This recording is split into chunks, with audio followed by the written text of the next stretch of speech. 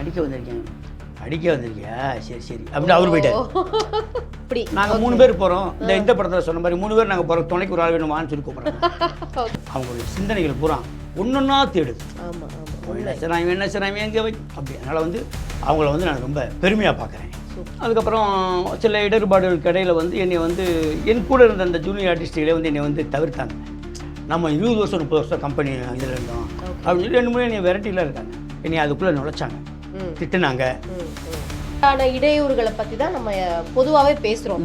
அவங்களுக்கு இந்த அட்ஜஸ்ட்மெண்ட் அப்படிங்கிற ஒரு வார்த்தை ரொம்ப அதிகமாக இருக்குது. ஏன்னு கேட்டிங்கன்னா ஆண்கள் வந்து சுமை சுமப்பவர்கள்னே ஆகிப்போச்சு. ஆனால் ஒரு ஆணை வந்து ஒரு ஆண் ஒரு டைரக்டராக இருக்கட்டும், கேமராமேனாக இருக்கட்டும், என்ன சரி சரி நாளில் நிறைய அனுபவிச்சு தலையை குனிஞ்சு நிலை அவற்றை வாடாலாம் கொடுத்துருக்காரு.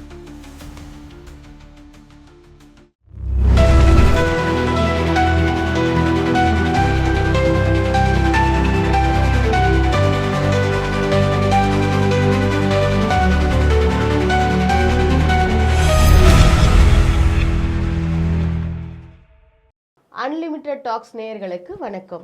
இன்னைக்கு நம்ம இன்டர்வியூ பண்ண போகிற நபர் யார் அப்படின்னு பார்த்தீங்கன்னா, மிக குறுகிய காலத்திலேயே நிறைய தொடர்களில் சீரியல்ஸில் வந்து ஒரு மிகப்பெரிய இடத்தை பிடிச்சிக்கிட்டு இருக்கிற திரு திண்டுக்கல் தமிழ்செல்வம் அவர்கள் கூட தான் நம்ம இன்னைக்கு பேச போகிறோம். வாங்க. வணக்கம் சார். வணக்கம். எப்படி இருக்கீங்க? நல்லா இருக்கேன். Super sir. ரொம்ப குறுகிய காலத்திலேயே கண்டிப்பாக நிறைய ஹேர்டில்ஸை தாண்டியிருப்பீங்க.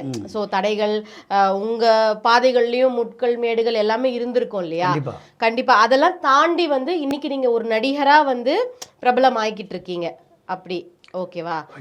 அப்போ உங்களுக்கு அந்த பிரச்சனைகள் அந்த சில விஷயங்கள்லாம் நீங்க தாண்டி வரும்போது உங்களுடைய மனநிலைமை வந்து எப்படி இருந்தது சார்? நீங்க நினைச்சீங்களா இந்த இன்னல்கள்ல இருந்து நம்ம தாண்டினா நமக்கு ஒரு நல்ல வழி கிடைக்கும் அப்படின்னு நீங்க நினைச்சீங்களா முதல்லயே?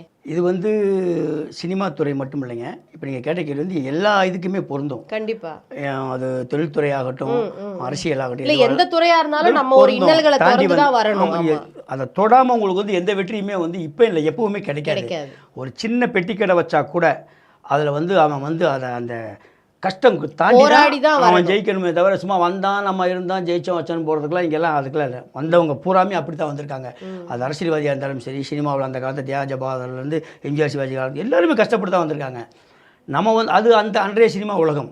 இன்றைக்கி வந்து பூரா விஞ்ஞான ரேஞ்சில் பூராமே வந்துருச்சு, விஞ்ஞான வளர்ச்சி வந்துருச்சு. ரெண்டாவது இன்றைக்கி வந்து காம்படிஷன் ஓவர். அன்றைக்கி நடிகர்கள் கம்மி, எல்லாமே அவங்களே பேசணும், எல்லாமே பாடணும், எல்லாமே பண்ணாதான் வாய்ப்பு.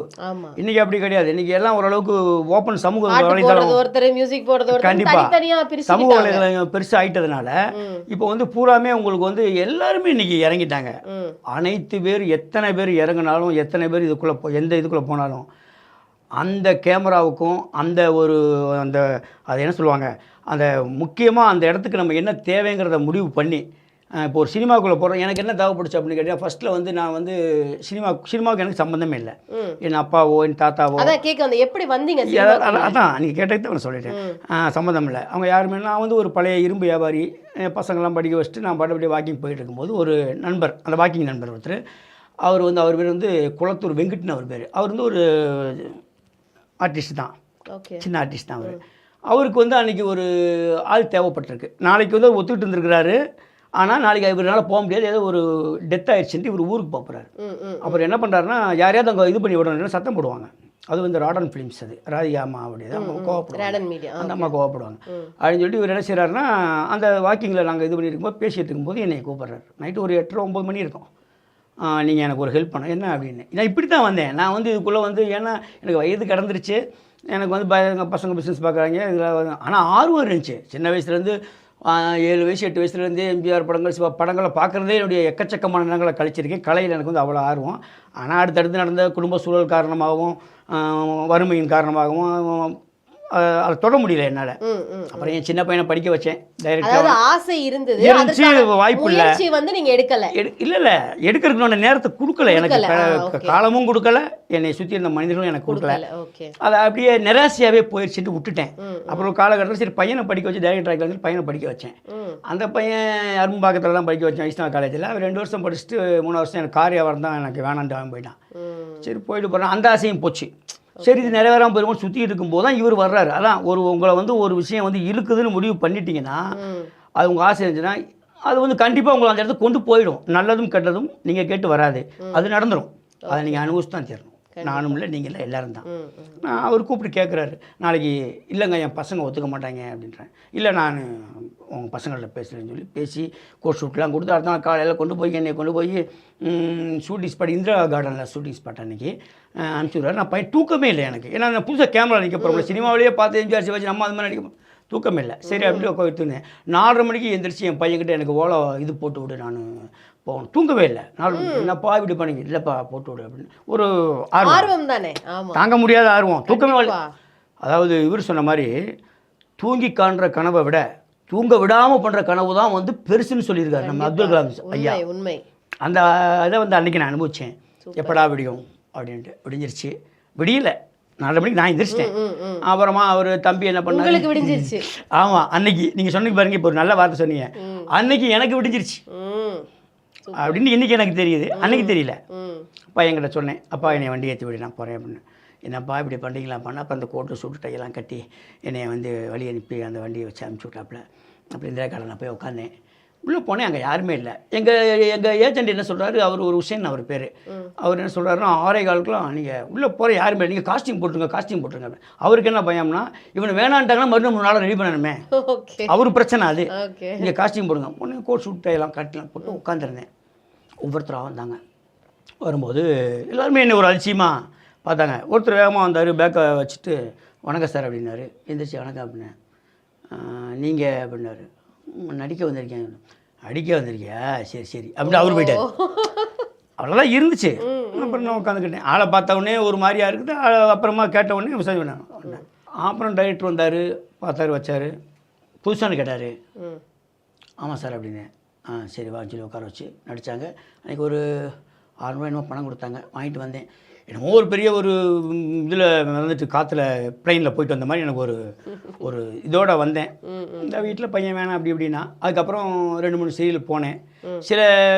அதுக்கப்புறம் தொடர்ந்து உங்களுக்கு வாய்ப்புகள் வர ஆரம்பிச்சிருச்சு. ஆமாம், என் கூட நடிச்ச நண்பர்கள் கூப்பிட்றாங்க. ஓகே, அப்படி நாங்கள் 3 பேர் போகிறோம்.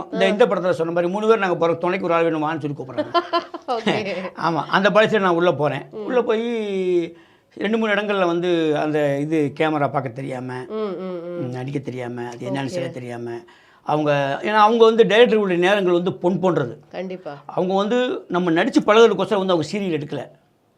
அவங்க வந்து டைம், அவங்களுக்கு இத்தனை மணி நேரத்துக்கு இதை எடுத்து ஆகணுங்கிற பேப்பரை கொடுத்துருவாங்க. எங்கே கொடுத்துருவாங்க, இதில் ப்ரொடக்ஷன் சேனலில் கொடுத்துருவாங்க. அவர் வந்து அதை எடுத்தாகணும். நம்மளை வந்து ட்ரைனிங் கொடுக்குற அளவுக்கு வந்து அவருக்கு நேரம் இல்லை. டைரக்டர்கள் எல்லாம் வந்து படைப்பாளிகள்னு சொல்கிறது வந்து உண்மையிலேயே வந்து உண்மை தான். ஏன்னு கேளுங்க, நம்ம வந்து போகிற வேலை சின்ன வேலையை முடிச்சுட்டு நம்ம வெளியில் வந்துடுறோம். ஆனால் டைரக்டர்ஸ் வந்து மொத்தத்தையும் பார்க்கணும்.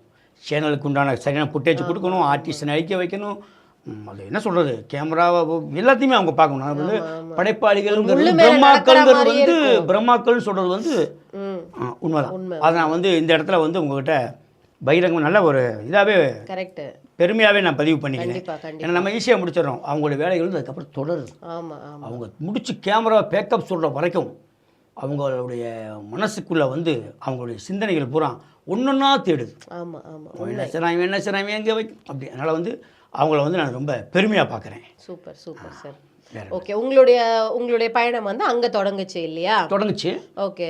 அதுக்கப்புறம் சில இடர்பாடுகளுக்கு இடையில் வந்து என்னை வந்து என் கூட இருந்த அந்த ஜூனியர் ஆர்டிஸ்ட்டுகளே வந்து என்னை வந்து தவிர்த்தாங்க.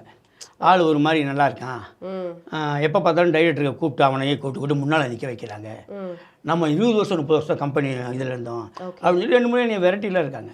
ஆனால் அதையெல்லாம் தாண்டி அந்த டைரக்டர்ஸ் அவங்களுக்கு என்னை பிடிச்சி போய் நான் தப்பாக பேசினாலும் தப்பாக செஞ்சாலும் என்னை அதை திருத்தி வழி நடத்தி என்னை அதுக்குள்ளே நுழைச்சாங்க, திட்டுனாங்க, வாங்கிக்கிட்டேன். அதுதான் அந்த இடையூறு அப்படிங்கிறது, இதெல்லாம் தான் இல்லையா? இதை தாண்டி அந்த இடத்துல நான் உட்காந்து ஒரு சீரியலில் நல்லா டைலாக் பேசி முடிச்சு ஒரு இடத்துல கைதட்டல் கூட வாங்கினேன். ஜூனியர் ஆர்டிஸ்ட் நம்மளை பட்டினாங்களா, வேகம் நல்லா பேசுனீங்கன்னு. அதுக்கப்புறம் வந்து எனக்கு வந்து வேகம் ஜாஸ்தி ஆயிடுச்சு. அதுக்கப்புறம் நான் வந்து இடைவிடாமல் அதுக்குள்ளே என்னுடைய முழு புட்டேஜும் எனக்குள்ள அதுக்குள்ளே போனேன். அதாவது எனக்கு வேறு சிந்தனையே இல்லை. எந்த ஒரு விஷயம் தெரிஞ்சுக்கங்க, எந்த ஒரு விஷயத்தை நீங்கள் செஞ்சு முடிக்கணும்னு நினச்சிங்கன்னா காலையிலும் சரி, மதியமும் சரி, இரவும் சரி, எந்த நேரமும் அந்த சிந்தனை உங்களுக்குள்ளே இருந்துச்சுன்னா நீங்கள் வெற்றியாளன்.